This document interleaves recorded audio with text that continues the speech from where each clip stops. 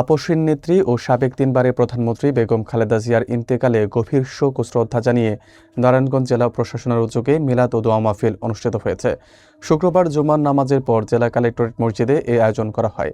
জেলা প্রশাসক মোহাম্মদ রায়হান কবিরের উপস্থিতিতে কোরআন খতম ও সম্মিলিত মোনাজাত অনুষ্ঠিত হয়।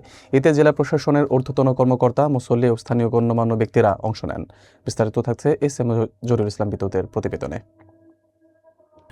বাংলাদেশের গণতান্ত্রিক আন্দোলনের অবিসংবাদিত নেত্রী, বিএনপি চেয়ারপারসন ও সাবেক তিনবারের প্রধানমন্ত্রী দেশনেত্রী বেগম খালেদা জিয়ার ইন্তেকালে গভীর শোক ও শ্রদ্ধা জানিয়ে নারায়ণগঞ্জ জেলা প্রশাসনের পক্ষ থেকে মিলাদ ও দোয়া মাহফিল অনুষ্ঠিত হয়েছে। শুক্রবার ২ জানুয়ারি ২০২৬ তারিখে জেলা কালেক্টরেট মসজিদে জুম্মার নামাজের পর জেলা প্রশাসক মোহাম্মদ রায়হান কবিরের আয়োজনে কোরআন খতম ও দোয়া মাহফিলের আয়োজন করা হয়। দোয়া মাহফিলে মরহুমা বেগম খালেদা জিয়ার রুহের মাগফিরাত কামনা করে মহান আল্লাহ তাআলার দরবারে বিশেষ মোনাজাত করা হয় এবং তাকে জান্নাতুল ফেরদৌস নসিব করার জন্য প্রার্থনা জানানো হয়। একই সঙ্গে শোকসন্তপ্ত পরিবারের প্রতি গভীর সমবেদনা প্রকাশ করে তাদের এই শোক কাটিয়ে ওঠার জন্য দোয়া করা হয়। পাশাপাশি দেশ ও জাতির শান্তি, স্থিতিশীলতা ও কল্যাণ কামনা করা হয়।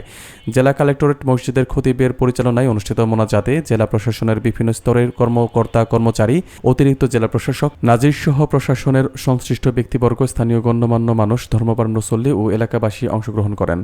ভাবগম্ভীর ও ধর্মীয় পরিবেশে আয়োজিত এই মিলাদ ও দোয়া মাহফিলের মাধ্যমে মরহুমা নেত্রীর প্রতি শ্রদ্ধা ও সম্মান জানানো হয়।